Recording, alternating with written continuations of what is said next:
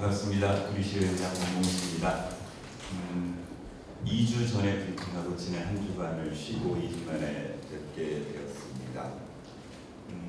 구리시의회는 지난 6월 1일 날 1차 정리에 개회를 해서 막바에 다음 주 월요일 26일이면 1차 정리에 26일간의 회기가 이제 마감됩니다. 그동안 지난 브리핑 시간에 설명드렸던 것처럼 행정사무감사, 9일간의 행정사무감사를 통해서 각종 지적사항들 행정사무감사 특별위원회에서 의결을 해서 본회의에 지금 넘어가 있는 상태입니다. 이번 주 금요일 날 처리될 것으로 생각되는데요. 다음 주 월요일이군요. 월요일에 행정사무감사 결과 보고서 의결을 하도록 되어 있고, 그리고 지난 월요일부터는 제2회 추가 경정 예산안에 대한 예산결산 특별위원회 지금 활동을 본인들은 하고 계십니다. 아마 오늘 오전에 회의하고 지금 개수 조정하는 작업을 하고 있는 것 같습니다. 그 역시도 다음 주 월요일에 본회의에 보고를 얻어서 의결할 예정으로 되어 있고요. 이제 남은 본회의는 이번 주 금요일에 4차 본회의, 그다음에 다음 주 월요일에 5차 본회의 두 번의 본회의를 거치면 이번 1차 정리회의 26일간의 회기가 마무리됩니다. 지난 브리핑 시간에 이렇게 기기 예정돼 있던 1차 정리회 기간 동안에 처리될 안건에 대해서 한번 브리핑을 해드렸는데, 그 브리핑이 끝난 다음에 집행부에서 그동안 입법 예고를 했다거나 검토한 협의를 통해서 추가적으로 의회 주례 보고 시간에 보고됐던 건들 중에 7건이 추가적으로 제출되어졌습니다. 그리고 의회에서도 역시 의원 발의로 처리해야 될 안건 3건에서 총 10건이 추가되어져서 이번 주 금요일, 그러니까 내일 모레 열리는 2월 23일 금요일에 열리는 4차 본회의 시간에 처리되도록 지금 운영위원회에서 서면 의사일정 변경을 해주셔서 오늘 그렇게 추가로 제출되어진, 그래서 이번 주 금요일에 본회의에서 처리될 안건에 대해서 사전에 조금 설명드리는 게 낫겠다. 그래야 이제 이후에 처리된 이후에 혹시라도 이전에라도 우리 기자님들께서 시민들에게 좀 알려주실 게 있는지, 또 추가적으로 시민들의 의견이 반영될 소지가 있는지를 가능하겠다 싶어서 오늘 브리핑을 드리게 되었습니다. 보도자료, 배포해드린 보도자료에 보신 것처럼 추가 상정 안건은 3건의 의원 발의 안건과 7건의 집행부 발의 안건이 추가로 제출되어졌습니다. 순서대로 한 건 한 건씩 좀 그냥 간단하게 좀 설명을 드리도록 하겠습니다. 첫 번째, 이경희 의원의 의원 대표 의원 발의로 제시된 구리시 침수 방지 시설 설치 및 지원 조례안. 지난번에 설명드린 대로 이제 앞으로 의회에서는 의원 발의 안건에 대한 조례 검토 매뉴얼을 저희가 의원들 간에 합의를 해서 매뉴얼을 적용을 하기로 했었습니다. 그때 혹시 기억하시겠지만 일정 규모 이상의 예산이 소요되는 개정안 또는 의원 발의 재정안에 관해서는 사전에 여러 가지 4가지 방법으로 조례 검토를 통해서 보다 시민들에게 필요한 조례라는 것들을 입증해내는 그런 절차를 거치기로 매뉴얼을 정했었습니다. 그런데 지금 한 건, 우리 침수 방지 시설 설치 및 지원 조례안은 의원 발의 재정 조례안입니다.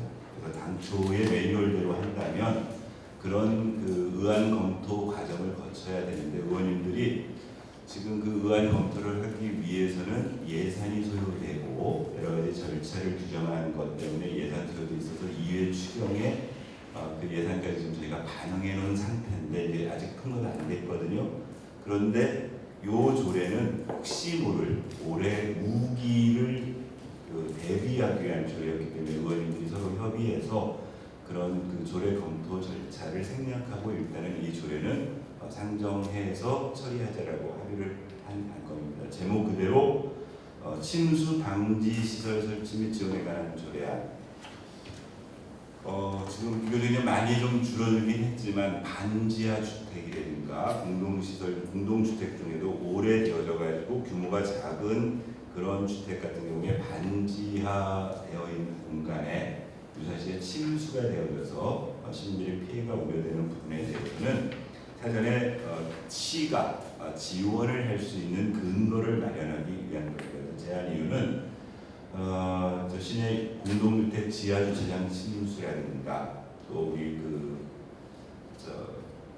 반지하라고 얘기하는 그 공간들에 대해서 침수 방지 시설의 설치 및 지원 근거를 마련하기 위해서 일단 시장은 앞으로 이런 지원 계획에 수립을 할 수 있도록 하고 지원을 할 수 있는 기준을 정했습니다. 조례 안에서 보면 일단 단독주택이나 소규모 상가는 200만 원 한도 내에서 침수 방지 시설을 하는 경우에 지원을 할 수 있도록 해놨고요. 공동주택의 경우에는 1,000만 원 이하에서 지하 주차장 침수를 막기 위한 대책을 세우는데 시가 지원을 할 수 있는 근거를 마련하는 조례입니다. 이 조례가 이번에 의결돼서 실시되면 올해 우기 이전에라도 혹시라도 그런 위험성이 있는 우리 시내의 어떤 그런 주택에 선제적으로 좀 도움을 줄 수 있도록 시급한 그 시급성 때문에 조례 제정을 하게 되었습니다. 그다음 김용현 의원 발의한 불시 소상공인 지원조례 일부 개정 조례안 역시도 지금 예산 규모가 꽤 들어가는 한 3억 원 정도 연간 예산이 소요되는 그런 이 조례 개정으로 해서 추가적으로 재정 부담이 되는 거기 때문에 원래적 의미대로 하면은 아까 말씀드린 그 조례 검토 절차를 매뉴얼대로 거쳐야 되는데 이 또한 지금 이제 코로나 이후에 금리 상승으로 인해서 관내 소상공인들의 어려움이 가중하고 있는데 이 조례가 그 소상공인들에게 실질적인 도움을 줄 수 있는 걸 조례 규정하고자 개정하는 조례 아닙니다. 그래서 그 절차를 거치고 하반기로 넘어가게 되면 시기를 우리 소상공인들 입장에서 놓치게 되는 위험이 있어서 이 두 개 조례, 아까 재정 조례하고 이 개정 조례안은 그 입안 절차 매뉴얼을 뛰어넘어서 이번에 시급하게 하자고 의원들과 서로 합의를 했던 내용입니다. 핵심 내용은 그 2차 보전을 할 수 있는 2차라는 게 이런 겁니다. 관내 소상공인들이 이제 지난번에 한번 설명드렸던 것처럼 신용보증재단에 우리 시가 출연해가지고 그 출연한 비금의 10배를 신용보증을 받는데 거기도 금리가 존재하거든요. 그 금리 중에 일부를 시가 지원할 수 있는 그 이자의 차이를 보전할 수 있는 근거를 마련하기 위한 거다. 이렇게 보시면 가장 알 수 있을 것 같습니다. 그래서 이제 여기에 그 2차 보전을 할 수 있도록 그 다음에 그 페이백 제도라고 해서 먼저 지급했지만 이후에 다시 이렇게 돌려받는 상환 환급 제도를 그 대출받은 소상공인들에게 직접 지원할 수 있는 이제 그런 여러 가지 방식들. 핵심은 하여튼 지금 무척 그 어려워진 경제 환경, 고금리로 인해서 코로나 이후에 어려워진 관내 소상공인들에게 실질적인 도움이 될 수 있도록 조례에서 규정을 하자. 그래서 시기를 놓치지 않고 하반기 빠른 시기 내에 지원을 하자. 이건 지난번 말씀드렸던 것처럼 그 실링이 있어서 이제 경기신용재단에서 이렇게 보증해 줄 수 있는 실링이 있는데 그거 놓치지 않기 위해서 시가 출연도 의회에서 동의를 해줬고 그러면 그 출연되면 실제 그 제도를 통해서 신용보증을 받는 관내 소상공인들에게 도움을 주자 해가지고 의원 발의로 제시된 안건입니다. 세 번째로 이제 정은철 의원이 대표 발의하기로 되어 있는 불시외 지방공무원 인사규칙 일부 개정 규칙안은 의회 사무과가 의회 운영을 위해서 필요한 내용을 정은철 의원님께서 대표 발의해서 해주시는 안입니다. 핵심은 공무원 임용 시험령이 작년 11월 15일에 개정됐는데요.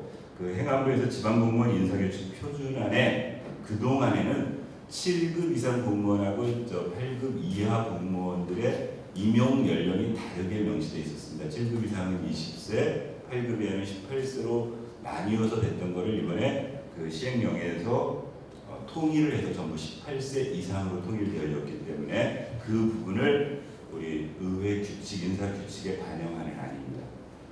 또 하나는 그 이제 거기 부칙 조항들도 표 조항에 보면은 각종 뭐 전산 직렬 같은 경우에 그 자격증 요건들이 이렇게 쭉 나열되어 있는데 그 역시도 그 바뀌어진 안대로 인사 규칙에 반영하도록 그렇게 되어 있는 안입니다. 이상 세 건이 의원 발의로 이번에 추가로 의사 일정에 삽입된 내용이었고요. 이제 나머지 7건들이 그 입법 예고라든가 여러 가지 행정 절차를 거쳐서 당초 그 저희가 의사 일정 잡았던 이후에 결정된 이후에 이 절차가 끝나서 추가로 제출된 겁니다. 먼저 우리 감사 담당관실에서 투명사회협약 실천 및 지원에 관한 조례 폐지 조례안을 이번에 상정하기로 했습니다. 이거는 주례보고 그 안건 브리핑할 때 한번 설명드렸던 내용입니다. 그 투명사회협약이라고 그 2008년에 투명사회를 만들기 위해서 민간 뭐 이렇게 같이 협약해가지고 실천할 수 있는 그런 조례를 만들어놨는데 일단 2014년 5월 18일에 지방재정법이 개정되면서 이런 명시적으로 이 투명사회 협약을 이행할 수 있는 어떤 법적 근거도 없어지고 유명무실해졌기 때문에 이 조례를 폐지하겠다고 제출된 내용입니다.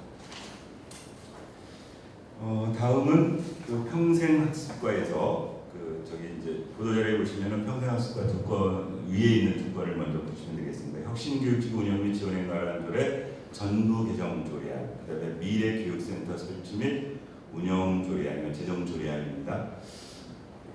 이거 역시도 주례보고 시에 한번 설명드렸던 내용을 설명드렸습니다. 그러니까 그동안 교육감, 그러니까 이제 전임 교육감 그리고 전전임 교육감이 경기도 교육의 핵심 아젠다가 혁신 교육이라고 잡혀 있었고, 그래서 그 혁신 교육을 31개 시군 중에 우선적으로 시범지구 사업을 하고 그 다음 전체를 혁신지구로 묶어서 혁신 교육을 하고 있던 그런 상황에서 구리시 같은 경우에는 혁신교육 시범지구였었고 그 다음 혁신교육도시가 되어서 그런 혁신교육을 이행하는 데 시 지방자치단체의 책무를 규정한 그 혁신교육지구 운영 및 지원에 관한 조례가 있었습니다. 그런데 이번에 그 교육감이 바뀌면서 새로 그 취임한 교육감이 혁신교육이라는 개념에서 지금은 미래교육이라는 개념으로 개념이 전환되고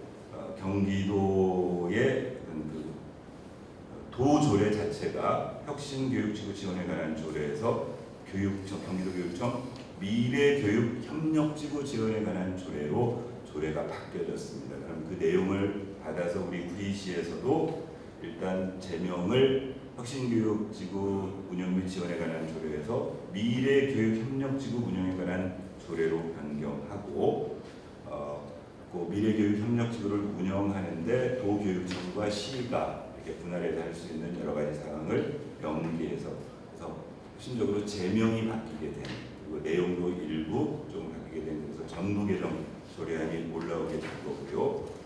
이에 따라서 그동안에는 혁신교육센터라는 이름으로 혁신교육 사업을 진행했었는데 이제 이렇게 그 도의 어떤 교육 관련 조례가 바뀌어지면서 개념이 바뀌니까 우리 시가 가지고 있던 혁신교육지원센터하고 청소년 진로직업체험지원센터를 총합해서 구리 미래교육센터라는 이름으로 앞으로 사업을 진행하겠다. 그래서 그 근거가 되는 조례안을 만들겠다 해서 만든 게 거기 있는 구리 미래교육센터 설치 및 운영 조례안입니다.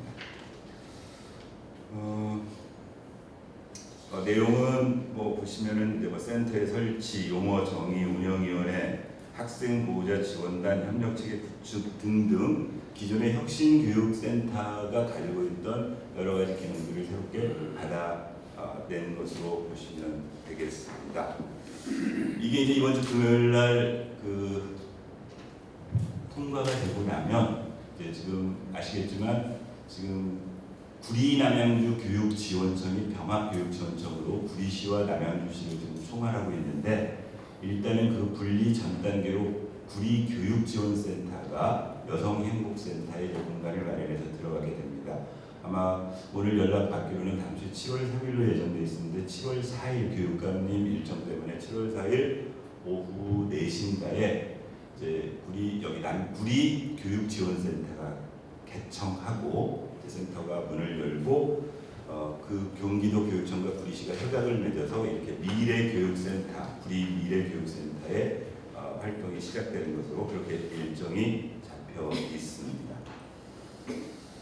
그 다음 그 평생학습과에서 청소년 문화의 집 설치 및 운영 조례안이 올라왔습니다. 이거 역시도 주례보고에서 설명드린 내용 설명드렸습니다. 저기 그 이문안로 따라서 쭉 가시면은 그 삼거리길 막판에 저 구리 여고 앞쪽에 지금 건물 짓고 있는 게 청소년 문화의 집입니다. 새로 시설이 완공되어져서 연말이면 가동이 시작되니까 그 청소년 문화의 집을 운영하기 위한 근거 조례라고 보시면 되겠습니다. 근거 조례라고 보시면 되겠고요. 그래서 이 시설은 청소년 전용 시설로 지금 실질적으로 우리 그 청소년 재단, 구리시 청소년 재단에서 운영하고 있는 청소년 수련관의 경우에는 청소년뿐만이 아니고 거기에 있는 뭐 수영장이라든가 기타 시설들이 우리 성인들도 시간대별로 이용할 수 있도록 복합시설 개념으로 운영되고 있는데 이 청소년 문화의 집은 성인을 배제한 정말 청소년들만 이용할 수 있는 그런 전용 시설로 운영을 하겠다는 게 시의 보관입니다. 그 다음 거기 설명되어 있는 것처럼 구리시 폐기물 관리에 관한 조례 일부 개정 조례가 있습니다. 구리시 저희에서 저걸 하나 빼먹었군요. 제가 혁신지구 전에 균형개발과의 도시주거환경정비기금 설치 운영 조례안 보도자료에 오타가 났네요. 조거가 아니고 주거입니다. 주거환경 정비기금 설치 운영 조례안. 이건 뭐냐면은 관내 공동주택 중에 기간이 상당히 오래되어져서 안전 진단을 받아야 될 주택들이 존재합니다. 그런데 그동안에는 이 안전 진단 자체를 예비 안전 진단, 안전 진단을 그 공동주택에 계시는 주민들이 직접 그 비용을 부담해서 그동안 이 안전 진단을 받아야 되다 보니까 그 노후한 공동주택의 재건축과 관련해서 초기 단계에서 브레이크가 걸리는 경우가 많았었습니다. 그래서 이 부분은 시가 안전진단 비용 등을 지원하기 위해서 지원할 수 있도록 하는데 그거를 일반 예산에 상해가지고 기금을 마련해서 하게 됩니다. 그 기금이 도시주거환경정비기금입니다. 그래서 그런 정비사업의 시행에 필요한 자금을 확보하고 지원하기 위해서 설치하고 기금의 존속기간을 2028년까지로 하고 그때 2028년 이후에 존속기간을 연장할 수 있게 하고 그 다음에 정비기금의 용도를 규정하고 등등 이렇게 해서 조례를 새로 제정하는 사항이 되겠습니다. 이 조례가 되고 나면 관내 그동안 안전진단 그 자금 마련 때문에 적지 않은 돈이었거든요. 그래서 이렇게 난항을 겪고 있던 몇몇 공동주택의 재건축 관련한 업무가 프로세스가 조금 속도가 있게 나갈 것 싶습니다. 그다음에 이제 자원행정과에서 두 건의 조례 개정안이 올라와 있습니다. 하나는 폐기물 관리에 관한 조례 일부 개정 조례안입니다. 핵심은 이거는 왜 조례를 개정하냐면 제한 이유가 이렇게 올라와 있습니다. 세관 폐기물 수집 운반 대항 계획에 대하여 지방자치단체를 당사자로 하는 계약에 관한 법률에 반하여 수의 계약을 하지 말라. 이게 2022년 감사원 기관 정기 감사 결과 지적 사항입니다. 그래서 우리 시 같은 경우에 그래서 이제 요 지적 사항을 해소하기 위해서는 조례 관련된 조항들을 좀 개정해야 되는 그런 상황 때문에 하도록 되어 있습니다. 핵심은 아마 이렇게 보셔야 될 것 같아요. 이 조례 개정되면 그 동안에는 아시겠지만 현재 이제 구리시에서는 그동안 그 생활 쓰레기 수거를 그 업체에 대응을 했는데 당초에 그러니까 제가 2002년도 고어간에는 관내를 3개 업체가 분할해서 생활 쓰레기 수거를 해왔습니다. 중간에 1개 업체가 폐업을 해서 지금 현재는 2개 업체에서 담당을 하고 있습니다. 근데 그 동안에는 수의 계약해가지고 계속 했었어요. 근데 이제 이 조례가 개정, 이건 감사원 지적사항입니다. 수의 계약하지 말고 공정하게 평가 절차를 거쳐서 제대로 하라, 이제 대응을 맡겨라 했는데 이 조례 개정되면 이후에 그 지금 2개 업체가 담당하고 있는 쪽도 그 평가 과정을 거쳐서 계약을 맺도록 그렇게 바뀌는 상황이라고 보시면 되겠습니다. 마지막으로 그 생활폐기물 수집 운반 대응업체 평가 조례 앞에 있는 조례하고 연관되어진 겁니다. 그러니까 그동안은 수의 계약을 하면서 그 기존에 하고 있던 그 대응업체, 제가 아까 설명드렸지만 구리시에서는 2개 업체가 지금 하고 있는데 여기에 대해서 어떤 평가 과정 자체가 되게 느슨해져서 그게 마치 수의 계약을 할 수 있는 근거로 활용되어졌기 때문에 감사원 지적은 이걸 엄밀하게 정치화시켜서 제대로 제3의 업체도 들어와서 평가할 수 있도록, 그래서 그 평가 조례를 일부 개정 조례한 내용이라고 보시면 되겠습니다. 이 사항이 지난번 2주 전 제가 정례 브리핑 시간에 이번 그 1차 정례회 기간 동안에 처리될 이 안건, 그때 설명드린 이후에 추가된 10건에 대해서 간단하게 설명을 드렸습니다. 이제 여기까지 일단 제가 설명은 끝났습니다. 혹시? 우리가 질의응답 시간을 갖도록 하겠습니다. 질문하실 기자분께서는 손을 들어주시면 마이크를 전달해 드리도록 하겠습니다.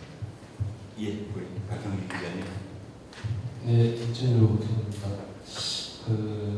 지난주에 시정질문 하셨는데 그 전 7명 의원님들이 다 참여를 하셨더라고요. 네. 근데 그거를 지켜보면서 일단 그 시정질문의 취지가 뭘까라는 것과 그 의원님들이 질문사항이 중복되는 내용도 있었고 또 55개항에 관해서 질문을 했는데 과연 그 시정질문 취지에 적합할까라는 생각 한 가지 하고요. 그 다음에 두 번째로는 윤리위원회 소집과 관련해서 5명의 그 자문위원을 기촉한 걸로 알고 있는데 그 진행 상황에 대해서 2가지 여쭤보겠습니다. 그럼 이렇게 진행을 하겠습니다. 지금 제가 설명드린 그 이번에 추가 그 조사 일정에 반영된 일단 그 10건에 대해서 혹시라도 궁금한 게 있으시면 먼저 이 부분을 해소하고 이 부분에 대한 이제 우리 기자님들 질문이 없으면 요 내용 외에 구리시 의회 지금 뭐 처리될 안건 지금 박형기 기자님이 질문하신 것처럼 그렇게 추가적으로 설명을 하도록 하겠습니다. 일단 그건 제가 답변을 조금 이따 드리도록 하고, 혹시라도 제가 지금 방금 설명드린 요 10건에 대해서 조금 뭐 추가적인 답변 또는 설명이 필요한 내용이 있는 걸 먼저 듣도록 하겠습니다. 없으십니까? 예. 골든타임스 조은현 기자입니다. 투명사회 협약 신청이 지원에 관한 조례안 폐지안에 대해서 이게 지금 그 사회 공동체와 이 관과의 어떤 투명사회를 위한 그 어떤 구조였을 때 이걸 대체할 수 있는 방안이 마련이 됐나요? 이렇게 보시면 되겠어요. 이 용어를 어떤 그 용어 자체가 이렇게 전환되는데 이 투명사회 협약이라는 개념 자체는 그 김대중 정부 시절 이제 처음 도입돼서 제가 이 제도권 정치 쪽으로 들어오기 전에 시민사회에서 투명사회 협약과 관련된 그런 시민단체 활동도 했었거든요. 그리고 이제 그게 2008년쯤 되면 법제화돼서 이 관련 근거법도 있고 시에서도 그런 조례를 만들어서 아까 설명드렸던 것처럼 2008년 제가 이제 5대 회의 있을 때 만들어진 조례인데 투명사회 협약 실천 및 지원에 관한 조례 해가지고 혹시 이따가 나가시다가 우리 의회 2층 의장실 그 앞에 출입문에 보시면은 명패가 하나 붙어 있습니다. 그 투명사회 실천 협약하는 기관 명패가 붙어 있어서 그렇게 사업을 진행해 왔었는데 지금 아까 말씀드렸던 것처럼 이제 그게 대부분 어떤 그 재정 운영이나 뭐 이런 것들에 대해서 어떤 투명성을 제고시킬 수 있는 여러 가지 시민사회의 역할 이런 것들이었는데 이제 다른 법령에서 예를 들면 그 이후에 생긴 여러 가지 기관들에서 그런 역할들을 지금 대신하고 있어서 이 부분에 대한 시가 이 조례를 가지고 관리할 수 있는 의지도 없고 별로 필요성도 느끼지 못한다고 집행부에서는 그렇게 평가를 하신 것 같아요. 퇴직법안으로 이제 올라갔기 때문에 의회에서도 이제 그런 부분 지금 기자님께서 질문하신 것처럼 원래 이 조례가 가지고 있던 이 사회 투명성을 위한 이 조례가 없어짐으로 생기는 혹시 공백은 없는지 등등을 아마 본회의 시간에 의원님도 한번 집행부에다가 물어보도록 그렇게 하겠습니다. 예, 또 요 열공과 관련해서 그런 게 없으면 이제 그 보조적으로 좀 설명드릴 수 있는 것들 아까 우리 박한기 기자님이 두 가지 질문해 주셨어요. 하나는 시정 질문에 관한 내용이고 하나는 그 전에 제가 설명드렸던 현재 우리 시의 하나는 저기 의회 과제인 윤리특위와 관련된 부분. 일단 시정 질문은 우리 회의 규칙에 어떻게 되어 있냐면은 하나의 이것 자체가 하나의 안건입니다. 시정 질문의 건이 하나의 안건이고요. 이 시정 질문은 시장 또는 관계 공무원들에게 시의 전반 사항에 대해서 의원이 자유롭게 질문할 수 있는 것.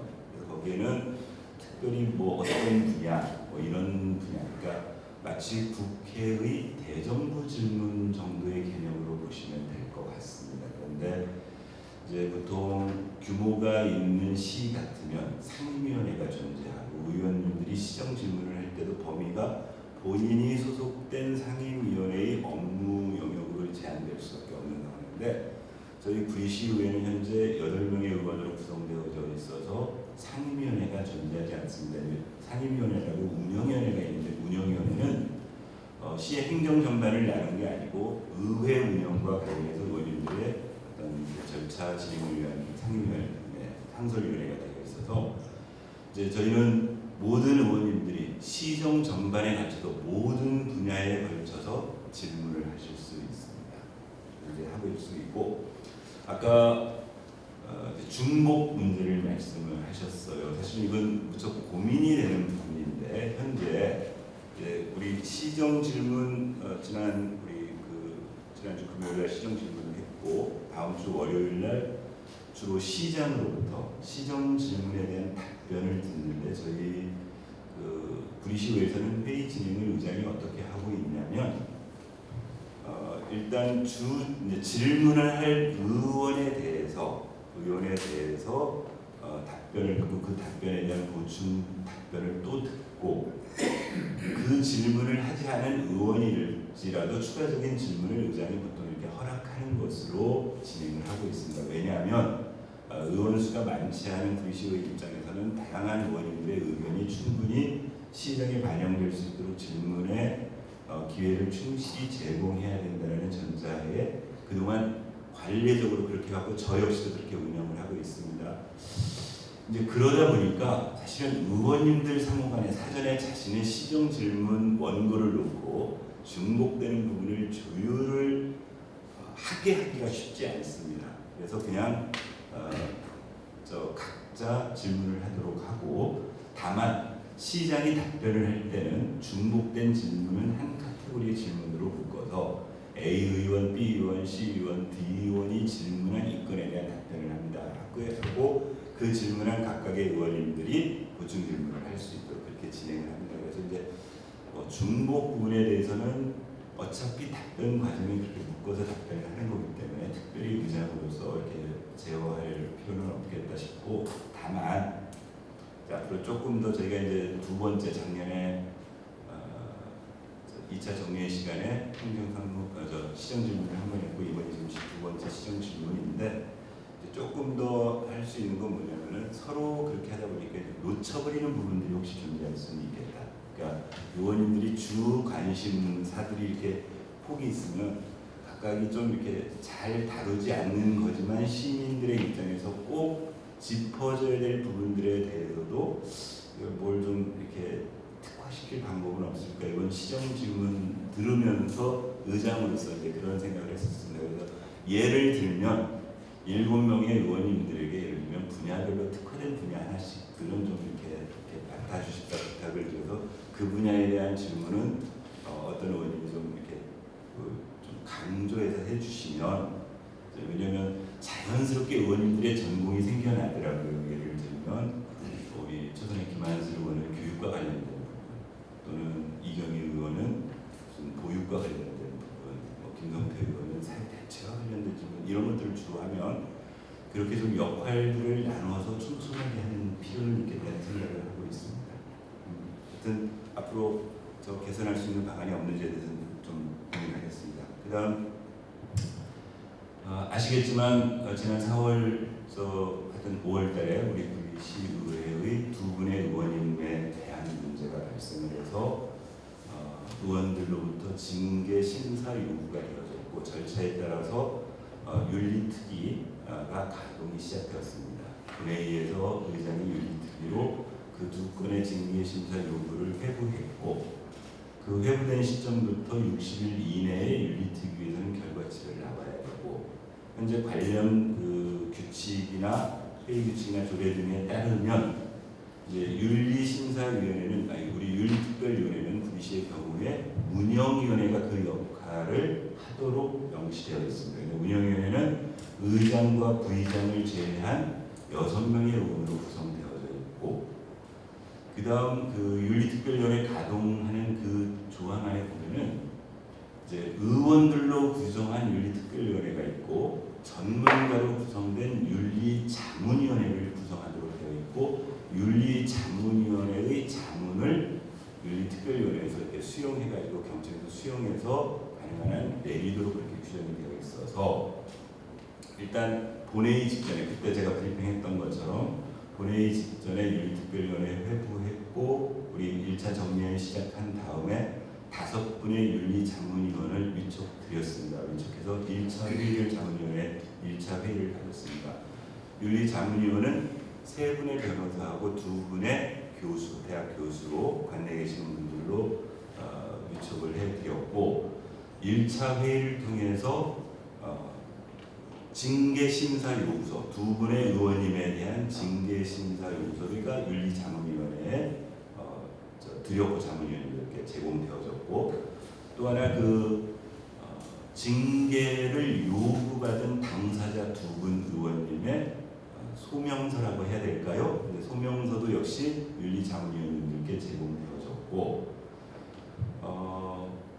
이제 그 보조 자료로 사실 이제 한 건의 경우는 그 이번에 징계가 요구된 한 건의 경우는 구리시청 그 공무원과 관련된 문제였기 때문에 시의 감사 담당관실에서 그 사건과 관련돼서 경위서를 받은 것들이 존재한다라는 우리 기자님들의 그 취재가 있었고 그래서 그 부분 역시도 윤리자문위원들이 판단을 내리는데 필요하겠다 싶어가지고 집행부에 자료 제출 요구를 했는데 집행부에서 자료 제출은 거부했습니다. 이게 지금 수사 중인 사항, 고소 고발된 사항과 관련되었기 때문에 자료 제출할 수 없다. 그래서 그 부분.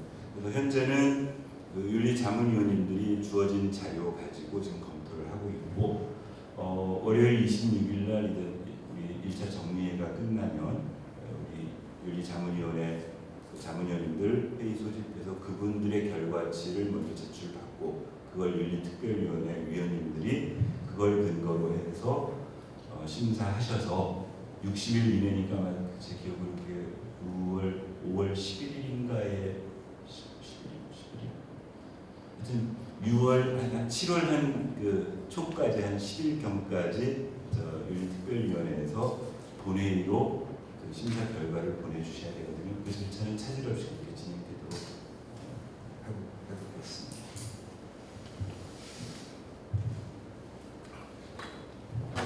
예. 질문하실 기자님 계십니까?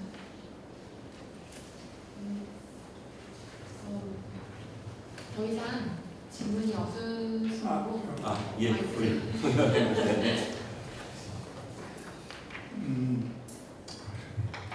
지금 수행하게 되는데 행정상검사 본회의 그 정례 본회의 2차 본회의에서 그 이창동 건매동 커뮤니티 센터 관련해서 보류를 의결을 했고요. 그게 행정상검사랑 이번에 희정이문에 계속 연장되고 있어요.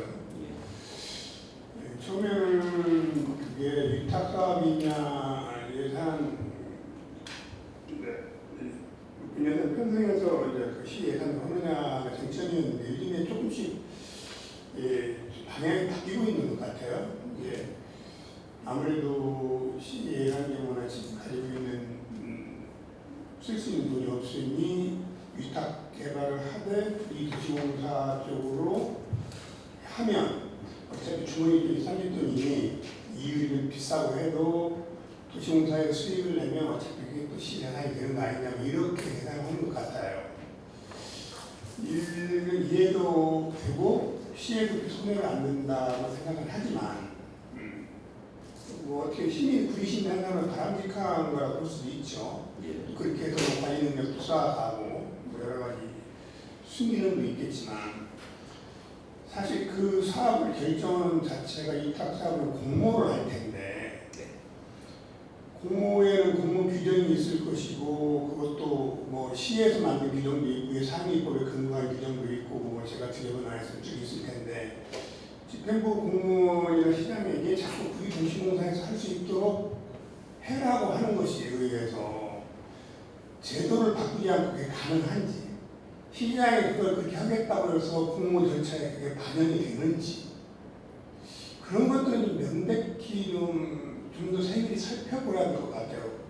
그게 시의 이익을 위해서 할지라도 공모라 하는 공정 경쟁을 담보하는 것이고 상대 쪽에서도 그런 구리시에서 인위적으로 구리동산한테 유익한 뭐 공모를 한다든가 절차 같은 걸 만든다든가 새로 그렇게 되면 그 상대 측에서도 가만히 있겠어 공모에 참여하는데 다른 상대 업체에서도 그런 게 좀 우려가 되더라고요.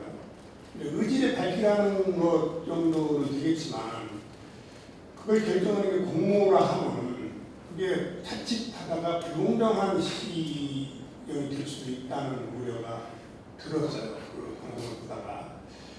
그리고 뭐 실제 냉정하게 객관적으로 보면 우리 도시공사가 지금 자산도 없는 가운데 어차피 뭐 자산 규모를 늘려야 되면 이제 뭐 의학의 자산을 해서 뭐 돈 마련해야 될 텐데 그런 과정이나 우리가 흔히 그 지역에서 지역 업체들이 경쟁할 때도 보면 알겠지만은 그 포트폴리오가 쌓이면 굉장히 유리하잖아요. 공모할 때. 그런 것도 전무한 상태에서 공개 경쟁을 통해서 우리 도시공사가 과연 그걸 낙찰을 받을 수가 있겠는지 시장이 그렇게 현답에 설 수가 있겠는지 그 부분은 참 제가 들으면서 좀 궁금증이 있었어요. 의장님 말씀 견해를 듣고 싶습니다. 두 개를 뭐 연계시키지는 말아주셨으면 좋겠습니다. 그러니까 현재 상태는 시가 공유재산 관리 계획안을 의회의 승인을 득하기 위해서 제출을 했어요. 5건의 공유재산 관리 계획안에 대해서 의회가 2건에 대해서는 의원들 상호간에 이의가 없었지만 3건의 공유재산 관리 계획안에 대해서는 이견이 있어서 지금 보류된 상태입니다. 그 중에 특히 말씀하신 것처럼 2건, 그 이견이 있는 3건 중에 2건은 시민이 필요한 시설을 짓는데 재정사업으로 시의 예산으로 짓느냐 위탁개발 방식을 택하느냐에 따라서 의원들 상호간의 의견이 좀 달랐다. 그래서 일단은 보류된 상태다. 다만 그 공유재산 관리 계획안 처리를 위한 본회의 과정의 질의답변 가지고는 각자가 가지고 있는 생각들을 정리하기 부족함이 있어서 여러 가지 집행부에 자료 요구를 했고 행정사무감사를 통해 각자의 생각을 확인하는 의원님들이 가지게 됐었고, 그 중에 어떤 의원님은 현재 상황으로 볼 때 시가 구상하고 있는 위탁개발 방식으로 해서 빨리 시민들에게 돌려주는 게 옳다는 의원님도 계셨고, 어떤 의원님들은 원래 취지처럼 이렇게 무분별하게 자치단체장이 미래의 자산을 끌어당겨가지고 자기 사업을 하기 위해서 위탁개발 방식으로 하면 안 되고, 우리 재정이 감당할 수 있는 만큼의 살림살이 규모를 통해서 예산을 하는 게 맞다고 주장하는 의원님도 계셨고, 어떤 의원님 하나는 만약에 피치 못해서 위탁개발 방식으로 가더라도 위탁개발 방식으로 갈 때는 일반 업체가 들어오는 게 아니고 공공의 기관이 들어오도록 되어 있고, 그 들어올 수 있는 공공의 기관이라는 것은 한 2선의 대로 제한이 되어 있습니다. 전국적으로 가고 있는 캠코라든가, 그 다음에 각 자치단체가 운영하고 있는 지방공사 정도가 그 일을 할 수 있는데, 당연히 다른 자치단체의 지방공사가 불이시의 어떤 그 개발 방식에 들어오지를 않는다면 이제 한정되어 있는 범주 내에서, 그리고 그 위탁개발 방식을 통해서 그동안 여러 가지 그 부작용으로 지적되는 것 중에 하나가 단순하게 지금 뭐 이율이 싸다는 문제가 아니고 그런 개발 사업을 하는 주체들도 각자의 경제적 이유가 존재하는 거죠. 예를 들면 자금을 조달해서 거기도 투여를 하는데 조달된 금리, 조달된 비용보다는 이 사업을 통해서 얻어들이는 수익이 존재하니까 그런 사업을 하는 거란 말이죠. 그러면 그 현실 하에서 그렇게 차익으로 유출되는 시민의 부담을 외부로, 그러니까 뭐 여기 그냥 뭐 실명을 거론하면 캠코, 전국을 상대로 하는 자산관리공사로 그런 유출분을 주는 것보다는 우리 구리시의 도시공사가 그 일을 하는 게 훨씬 시민적 관점에서 옳은 거 아니냐고 주장하는 의원님들도 계셨던 것으로 저도 방송을 통해서 봤습니다. 뭐 다양한 검토일 수 있습니다. 일단 그 부분에 대해서는 이제 어떤 그 나중에 이제 뭐 그 방식이 정해진 아니면 집행부에서 여러 가지 검토를 해오리라고 믿습니다. 왜냐하면 현재 보류되어 있는 공유재산 관리 계획은 어떻든 시와 의회가 협의 과정을 통해서 뭐 일부 승인을 하든 또는 뭐 전체를 승인을 하든 아니면 부결을 시키든 어떤 의사결정을 통해서 나머지 사업을 할 수 있도록 이후에 의사결정을 해야 되고, 그 과정에 집행부가 실제로 시민에게 필요한 그런 시설들에 대해서 가장 이상적인 방식을 뭐 강구해서 가져오리라고 봅니다. 이제 예를 들면 지금 송혜환 기자님께서 말씀하신 것처럼 민간 합동 사업 정도의 사업처럼 어떤 특정한 업체에 우대를 하고 어떤 특정한 업체에 불이익을 주는 불공정한 그런 계약 조건의 개념은 아닌 듯이고요. 예를 들면 얼마든지 그 위탁개발 방식으로 갔을 때도 실제 이제 우리 도시공사의 어떤 가점이 될 수 있는 조항들은 충분히 존재할 수 있으리라고, 그건 뭐 기술적으로 공무원들이 하셔야 될 일인데, 다만 말씀하셨던 것처럼 현재 우리 도시공사의 자산 구조, 자본 구조가 그런 정도 사업을 감당할 수 있는 여력이 없다면 그 여력을 채워줄 수 있는 부분 또한 시의 고민 사항일 것이다. 왜냐하면 전임시장 시절에 우리 도시공사를 만들면서 민간 합동 사업을 하기 위해서 현물 출자했던 거지 않습니까? 2개의 부지에 대한 현물 출자를 했었던 것처럼 그런 어떤 증자 문제 이런 것들까지 포괄적으로 한번 고민해볼 필요는 있겠다. 이런 정도까지가 지금 아마도 행정사무감사를 통해서 자료 제출 받으신 여러 의원님들이 일단 행정사무감사 결과 보고서를 통해 그 부분에 대한 지금 어떤 결론을 내릴 수는 없는 거고, 이후에 보류되어진 공유재산 관리 계획의 처리 방안에 대해서 의원님들 간에 상호 논의를 할 때 집행부가 논의 과정에서 그런 행정사무감사에서 지적된 부분들이 어떻게 수용되어지고 어떻게 받아들여지고 그게 우려했던 것들을 어떻게 해소하는 것인가에 대한 그런 설명이랄까 증명의 과제는 우리 집행부가 해야 될 일이라고 저는 보고 있습니다. 부연해서 말씀드리면 도시공사 사장, 시민사장님이 그 부분에 대해서 뭐 의견 바라는 것도 있는데요. 자금 조달을 쉽게 해결할 건 아니라고 생각해요. 아무리 담보를 넣어도 자금을 조달하면 거기 조달할 때 또 그쪽에 이자를 또 줘야 되는 거죠. 그 부담이 예를 들어서 관리 경험이 없는 사람이 나중에 여부질 수도 있는 문제도 있고 그래서 시정 답변 들어봐야겠지만 의원들의 개개인에 따라서 해법이 다 다른 상태에서 시장이 어떤 답변을 할지 모르지만 총체적으로 의회도 한번 정리할 필요는 있지 않을까 그런 부분에 이렇게 생각이 듭니다.